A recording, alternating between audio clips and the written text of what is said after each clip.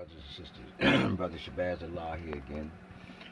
We're going to not digress, but invest some time in exploring the building blocks of everything we see and go through.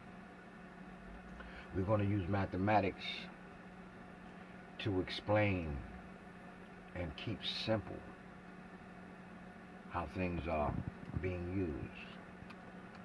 Mathematics is a language beyond numbers. Numbers are, if we just use numbers, it's arithmetic. If we're using the whole thing, the language, the numbers, the octaves, pitch, tones, and sound vibrations, then we're talking about mathematics. In mathematics, the numbers range from 0 to 9, and then they repeat themselves in whichever sequence is at the level at which you're counting. The first number, the 0, the most important.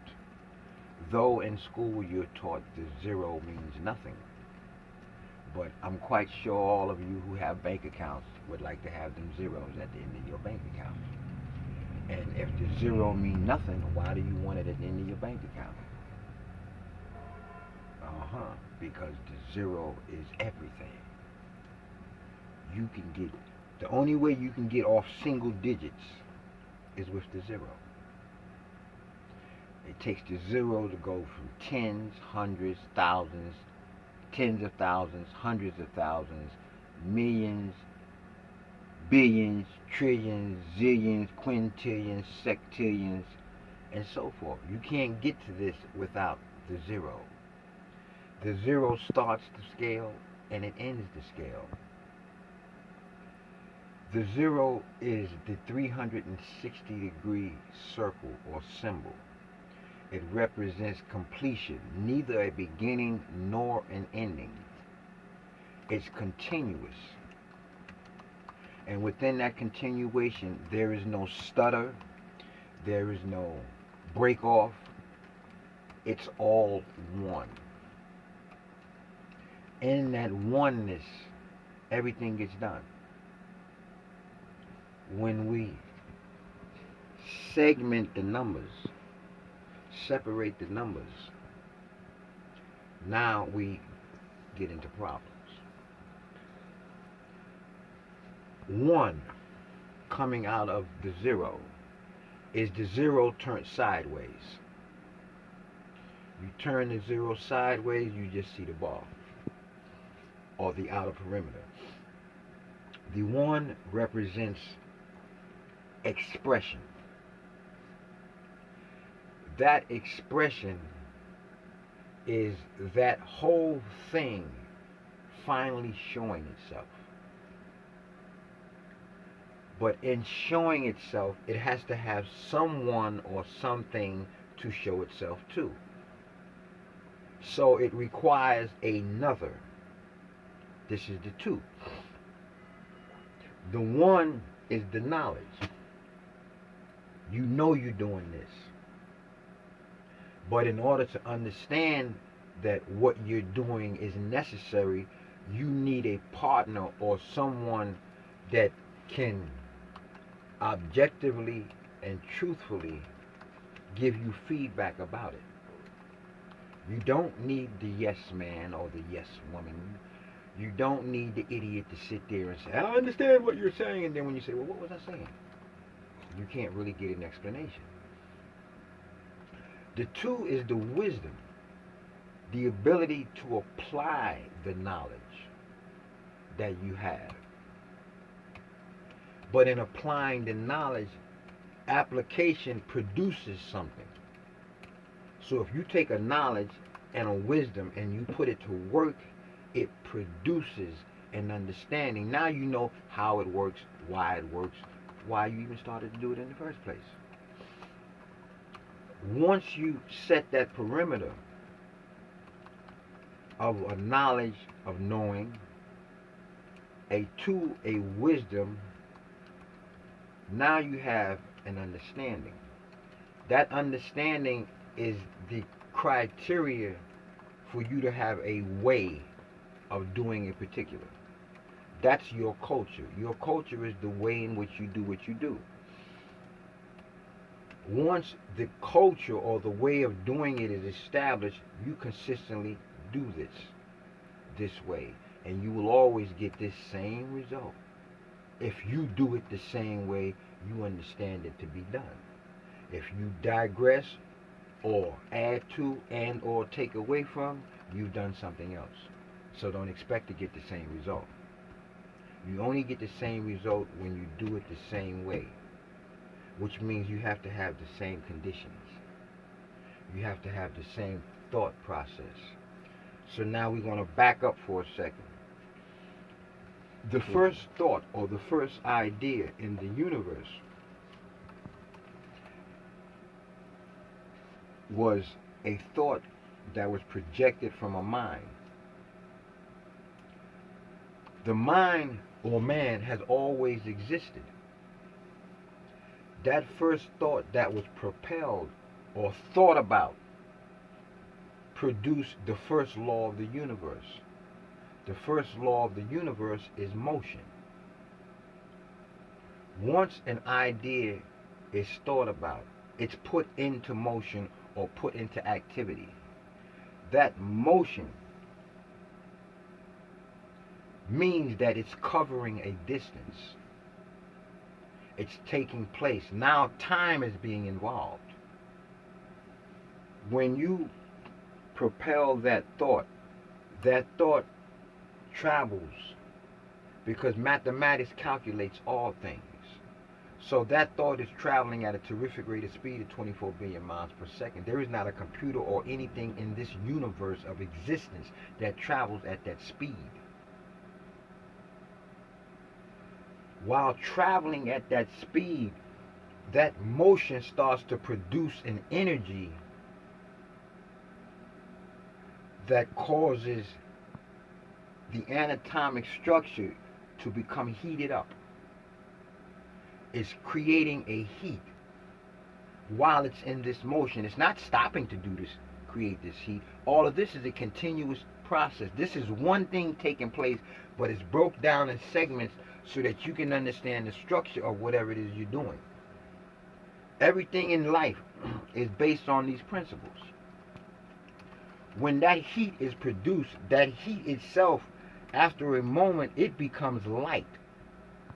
It shines. It gives you the ability to see the idea that you didn't see, but you knew within your mind at that time. So we're talking about going from the unseen to the seen, making something non-tangible tangible. Once this takes place, that heat, which becomes a light, which is known in the universe of science of physics as the Big Bang theory. The light was always there, but it took the idea to be put into motion. In the religious world, it says that when the Creator wanted to make himself known, because he existed by himself, independent of everything, of all of his creation, and he wanted to include all of this. This is the only way you can be a good leader, a good teacher, is if in your makeup of your ideas, you include that which you want to be a part of it. You can't keep it separate. You got to include it. And once you include it, you have to set parameters. You need it to know you. But do you want it to know you fully? Do you want it to know you partially? Do you want it to know the part you wanted to know and not know the other? So the atom that's traveling out of triple darkness, the triple darkness was the thought, which is the motion, the heat, and the light. The thought, the motion, the heat, and the light produces time. People say, well, I don't have time to do this. I don't have time to do that. The question becomes, what causes time to come into existence? We know all about the computers. We could work the computers. We could put wigs on, put eyelashes on. We could do all these things. But now we're going to get to the simple question is what causes time to be? Time is caused when one object moves towards another. So you have your idea moving towards the fulfillment of itself, making itself known. This is time. But there's never been a time when man did not exist. Before the idea, you was here. The only way you could have the idea is if you was here already. So now that you're here and you know you're here, you begin to think about it. And in your thinking process, time is calculated. But you was always here. This is what is meant by the knowledge of God. Knowing why, when, where, and how things took place. Once you know when, where, why, and how things took place, which is 1, 2, 3, and 4 of the culture, now you have the power to make it come into being. You can say, okay, well, I want this place here. What does it require to have this place here? One, knowledge of what it is you want. You have to know what you want before you want it. Once you know what you want, you got to understand why you want it. And in understanding why you want it, you go into what it takes to get it. And then you go after it. All of that 1, 2, 3, 4, going after it and acquiring it based upon the time that you have started in motion gives you a set method of how to go after anything else. This is your way of culture. This is your way of being. You always know if you want something, you got to first think about it. You got to play with it in your head, put it in motion. Then if you can see it and see it come into fruition, and the image stays in your mind long enough, you know that it can be grabbed. These are principles that all rich people use, all manipulators use. None of us can escape the basic natural principle of existence. Some people study all their life and never find out. They just led around. But once you know who's doing the leading, why they're leading, what it requires to lead, then you can be the leader. But you can't be the leader without knowing the inside workings. Because without knowing the inside workings, when a problem arises, you don't know how to confront the problem. So now you begin to become one of the people, oh man, the hell with that shit. That shit ain't gonna work any old way. Not knowing that all you had to do was back up, retrace your step, and see in them steps where you missed the step at. And then take that step. We have to be original. Original meaning you have to do what was done. If you add to or take away, you become what's known as an innovator. An innovator is an individual who's hated and despised more than a hypocrite.